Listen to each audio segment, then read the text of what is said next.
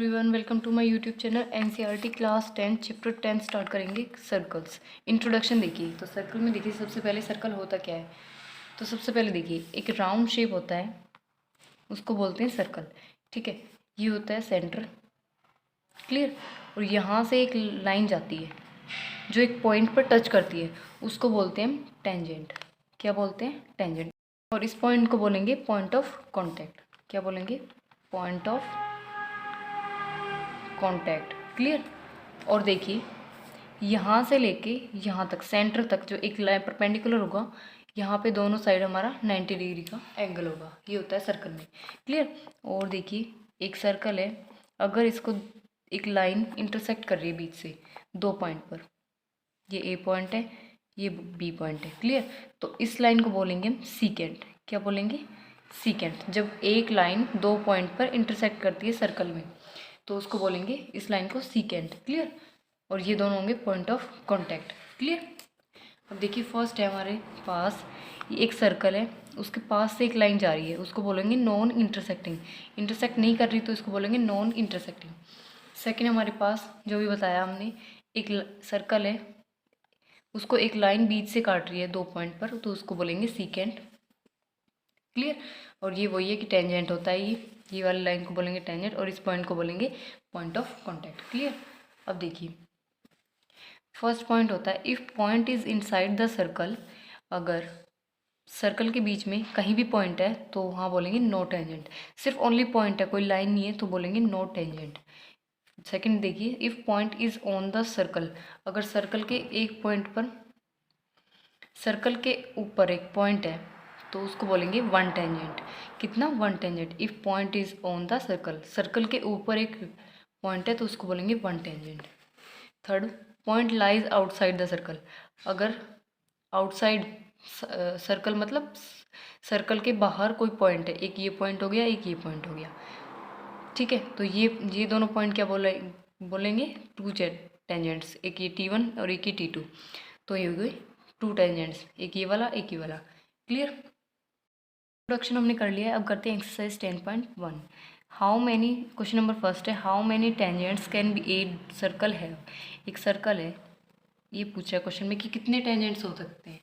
तो देखिए एक ऐसे हो सकता है, एक ऐसे, एक ऐसे, एक ऐसे, ठीक है, और एक ऐसे। तो मतलब इनफाइनाइट हो सकते हैं, तो लिखेंगे इनफाइनाइट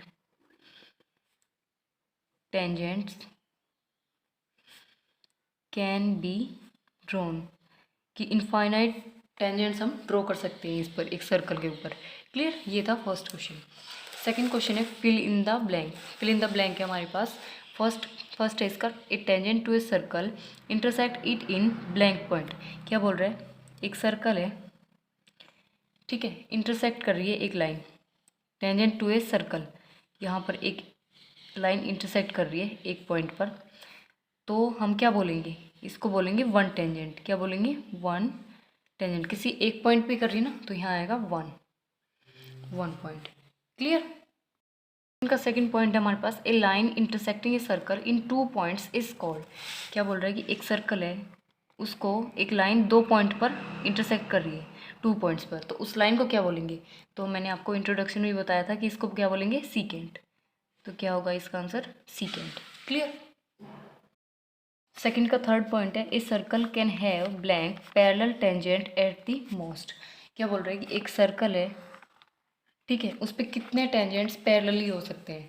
तो देखिए एक ऐसे हो सकता है, दो लाइन पैरेलल होगी ना, दो टेंजेंट्स।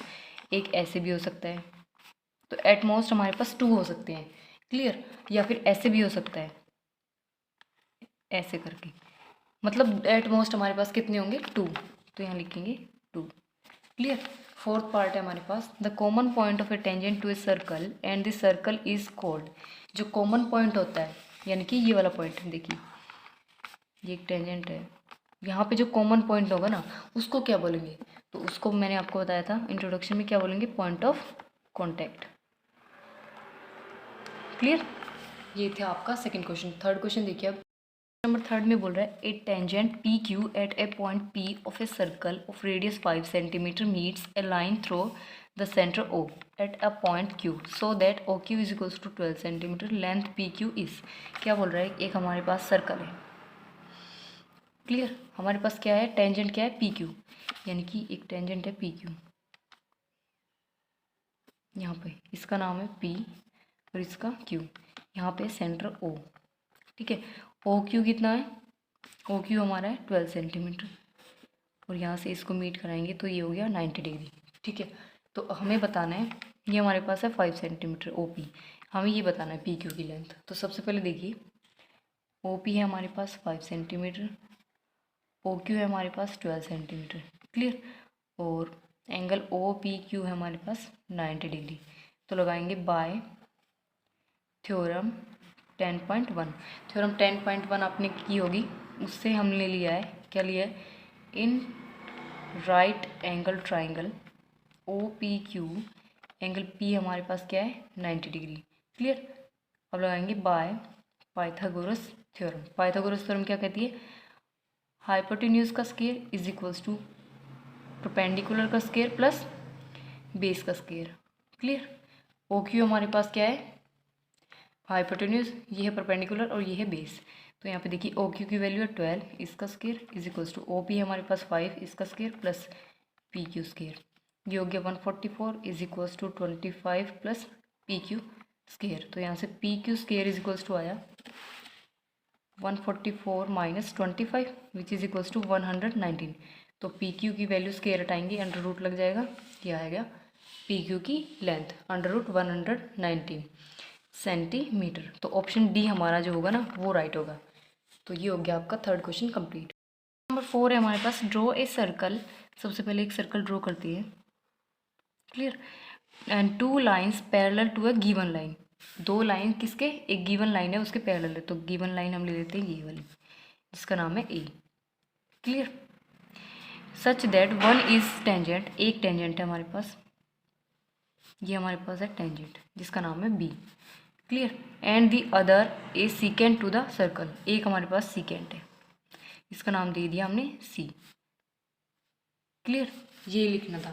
तो अब देखिए लिखेंगे क्या, A is a line and B is a tangent and C is a secant is parallel to line A, clear. ये दोनों लाइन किसके पैरेलल है, गिवन लाइन के, इसके पैरेलल है, क्लियर। यही हमें शो करना था। ये हो गया फोर्थ क्वेश्चन कंप्लीट।